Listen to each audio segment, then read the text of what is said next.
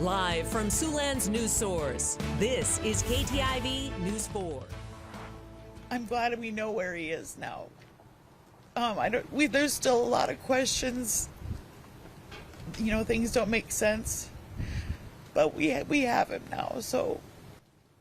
Emotional words today from Sarah Schultz, the widow of trucker David Schultz, whose body was finally found yesterday, more than 5 months after he mysteriously disappeared without a trace near Sac City, Iowa.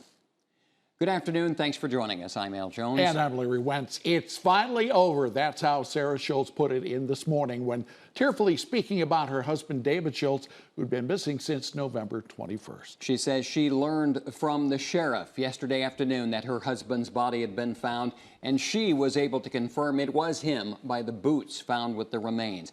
The Wall Lake, Iowa man was the focus of an intense, months-long search after his semi-rig was found parked right in the middle of a county road with the load of pigs still on board. Schultz's phone and wallet were there. His coat was nearby, but there was no sign of him. Lots of questions obviously remain to be answered. The investigation's still underway, and we have you covered on the scene in Sac County. KTIV's Connor Trent is there with more information that has developed. Connor?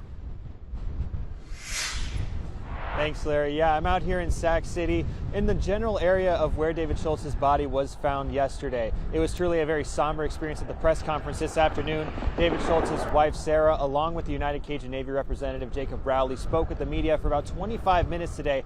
This all less than 24 hours less than Schultz's body was found near Sac City, just about less than 2 miles from where his big rig was found in November on the side of the road. During her statements today, Schultz's wife, Sarah, made it clear that while she's grateful to have some kind of closure, there are still far more questions than answers. I can't think of any reason why he would have walked 1.5 miles out into the middle of the field and laid down and taken his coat off and shut his truck off. Truckers don't shut their trucks off. They don't shut them off until they're done for the day. He would have never shut the truck off. Things don't add up, don't line up. I suspect foul play. We hope to get more information for you as this story develops, but for right now, Schultz is currently being examined by medical examiners, and the case is in the hands of the Iowa DCI. Al, Larry, back to you.